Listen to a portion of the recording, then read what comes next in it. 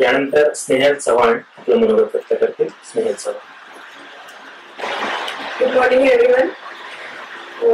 सगळ्यात आधी सगळ्यांचे अभिनंदन, सगळ्या पास झालेल्या विद्यार्थ्यांचे अभिनंदन. आणि माझ्यासाठी नेहमी सपोर्टिव्ह राहिलेली माझी family, unique academy, Kazi sir, Karma sir, Sachidev sir, सगळ्यांचे खूप खूप आभार की त्यांनी इथपर्यंत येण्यासाठी मला खूप मार्गदर्शन दिलं. आणि माझे सगळे फ्रेंड्स, सगळ्यांचं अभिनंदन, सगळ्यांचे आभार. सर्वप्रथम मी सांगू इच्छिते की सप्टेंबरमध्ये जेव्हा मी काझी सरांना फर्स्ट टाइम बँकिंग संदर्भात भेटायला गेलेले, तेव्हा म्हणजे असे होते की एकदम कॉन्फिडन्स लूज झालेली होती. 2 वर्षात एकही एक्झाम पास नव्हती झालेली. सरांना मी सांगत होते, सर आता मला सगळं सोडायचंय. आणि सरांनी तो कॉन्फिडन्स माझ्यामध्ये जागा केलेला की ठीक आहे स्नेहल, तू अजून एक चान्स घे. आणि विदिन फ्यू मंथ्स, म्हणजे ऑलमोस्ट 1 to 2 months, 1 month सोडून असेल खूप प्रिपरेशन केली. जेव्हा प्रिलिम्सचा रिझल्ट आला मी शॉक होते, बिकॉज मला बिलकुल एक्सपेक्टेड नव्हतं. मी एकही एक्झाम नव्हती आधी क्रॅक झाली. आणि मी सुद्धा VIT मधून पास आउट आहे, सगळ्यांना माहिती असेल, विश्वकर्मा इन्स्टिट्यूट.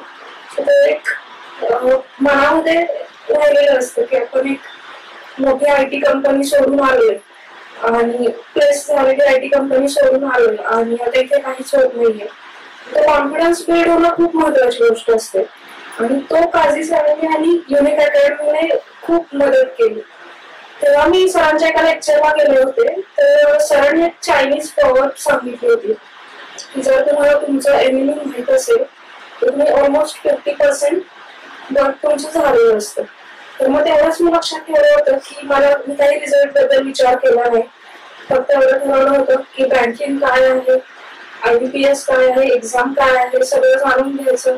त्यानंतर आपला कुठपर्यंत स्टडी झालाय कॉम्पिटेटिव्ह एक्झाम्समुळे ते चेक करायचं. आणि then mock test, mock interviews, वरच्यावर सरांना भेटत राहणं की जेणेकरून मोटिवेशन मिळेल, आधार मिळेल. या सगळ्यातून करत राहिले.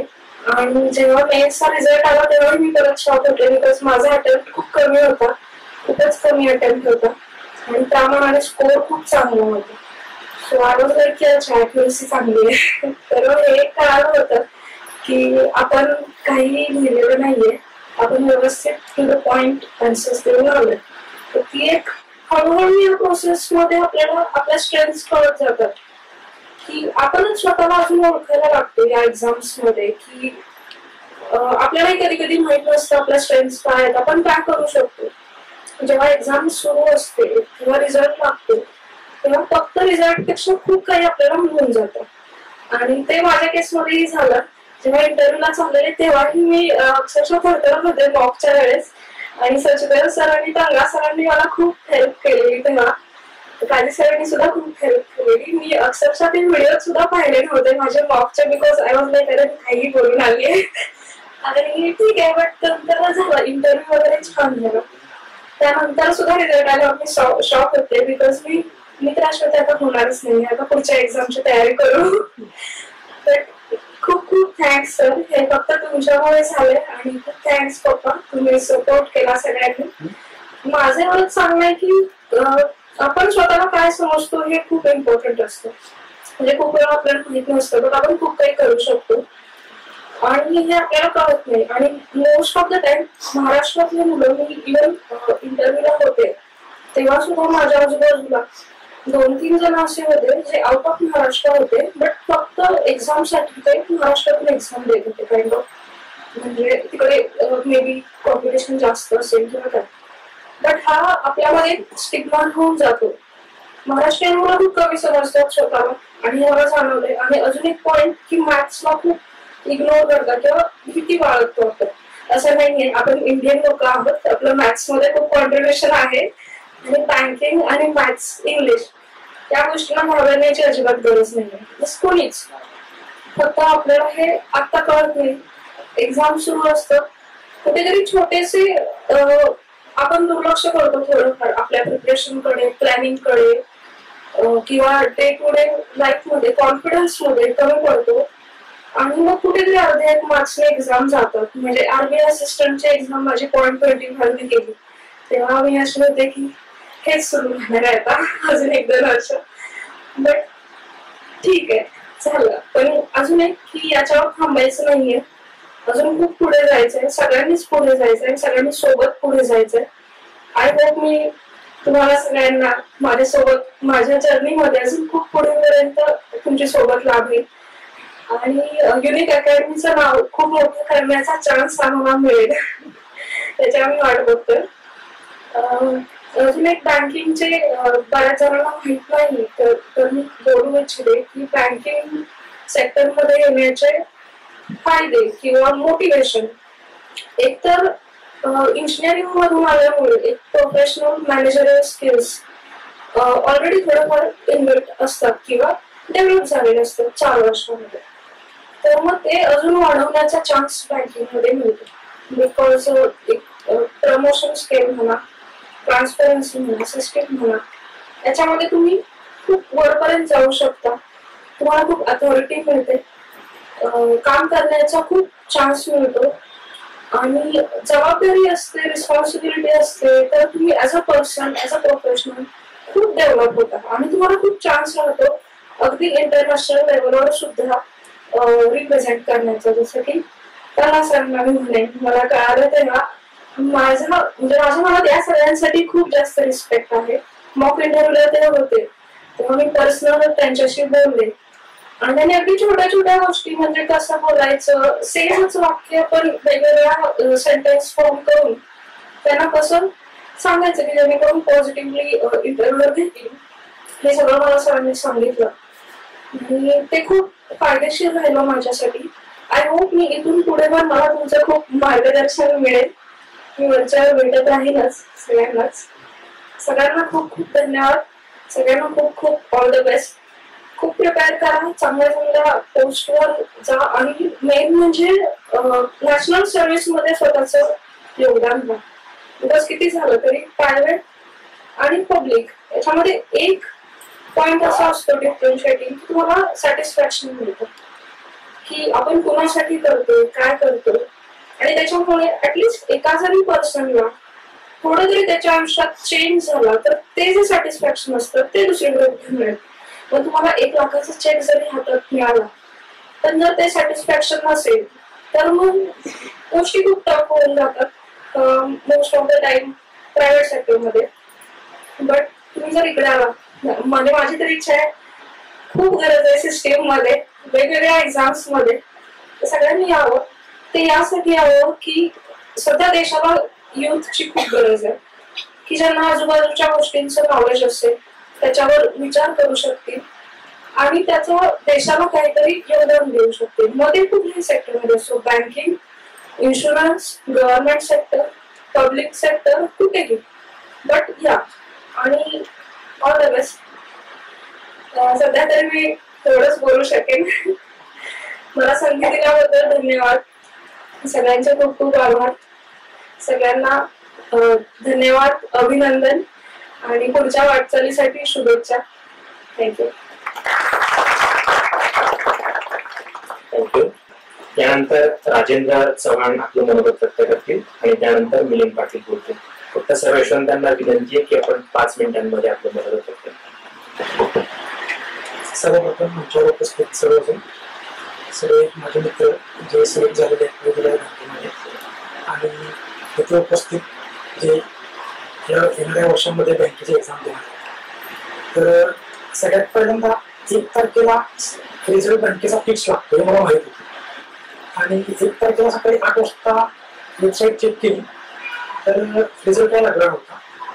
9 वाजता केली, लागला नाही. 10 वाजता केली, लागला नाही.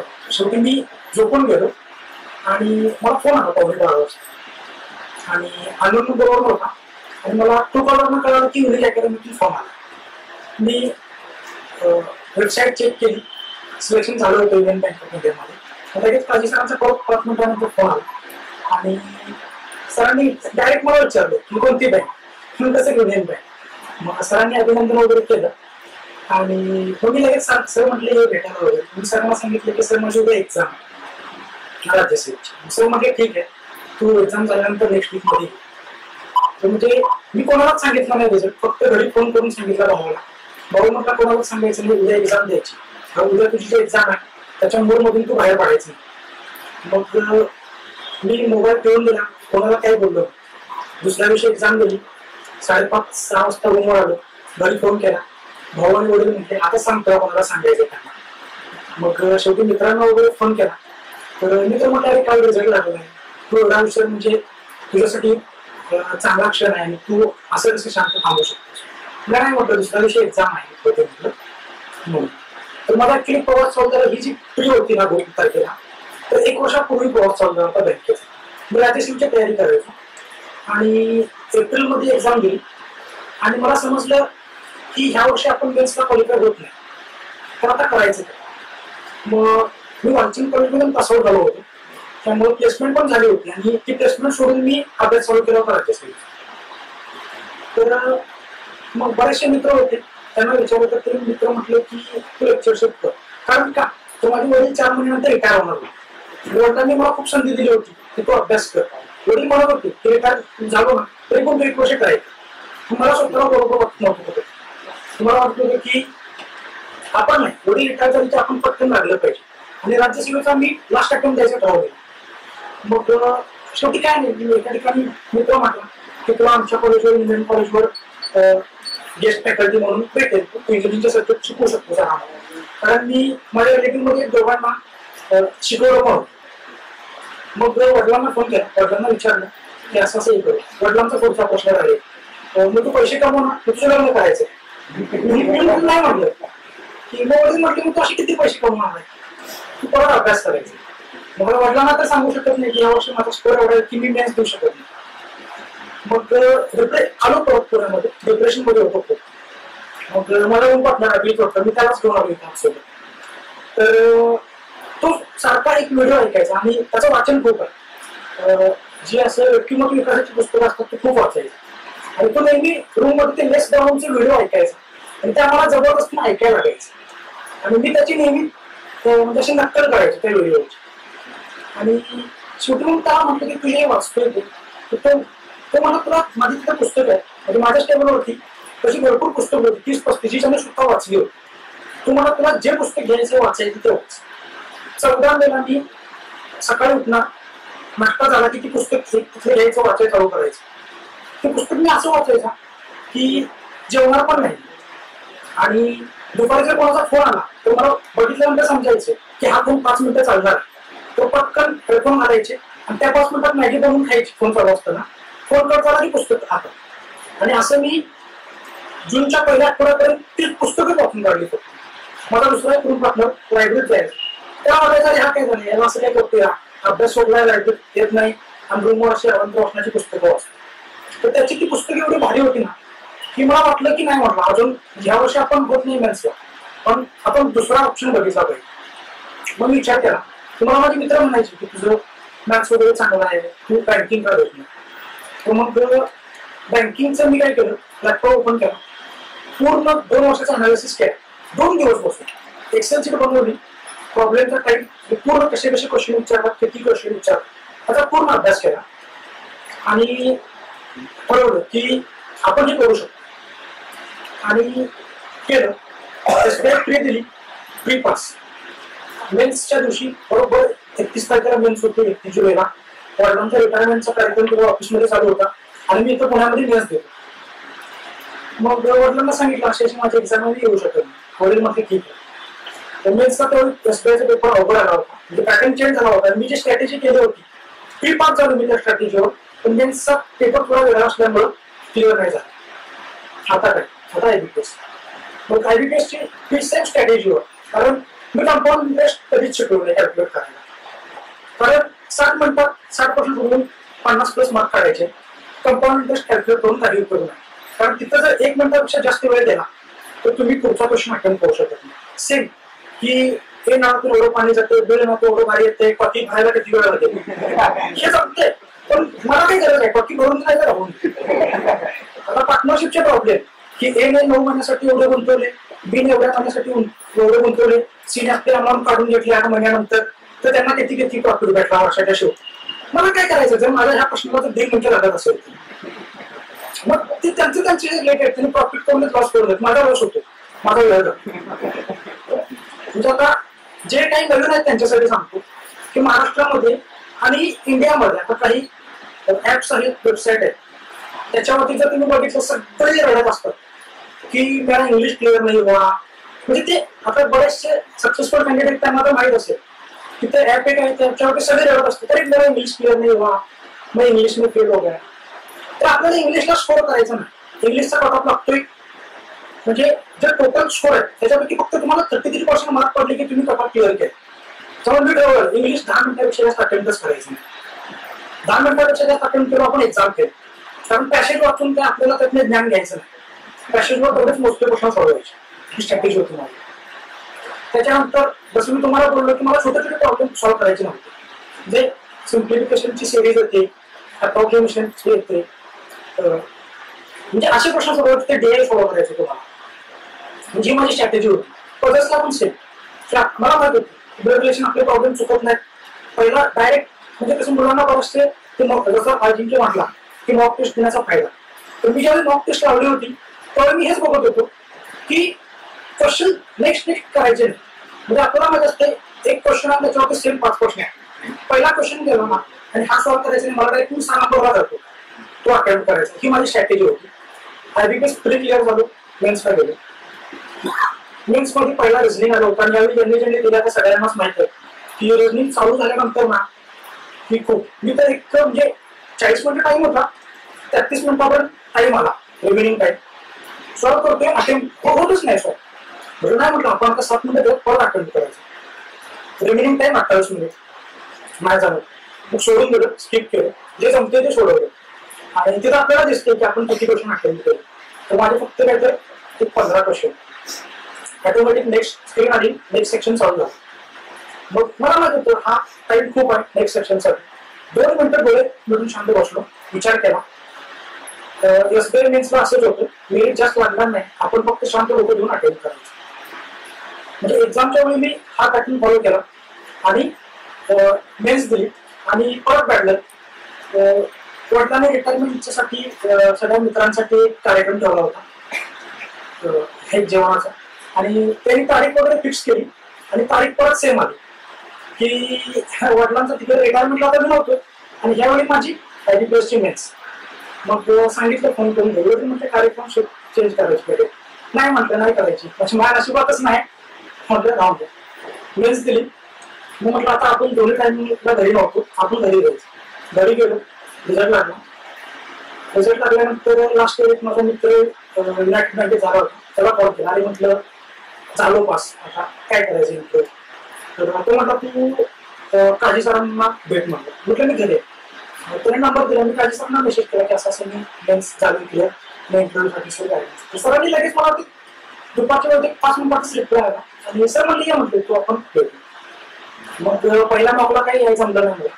दुसऱ्या मॉकच्या वेळी मी आलो आणि आल्यानंतर मॉक इंटरव्ह्यूसाठी मी आतमध्ये गेलो.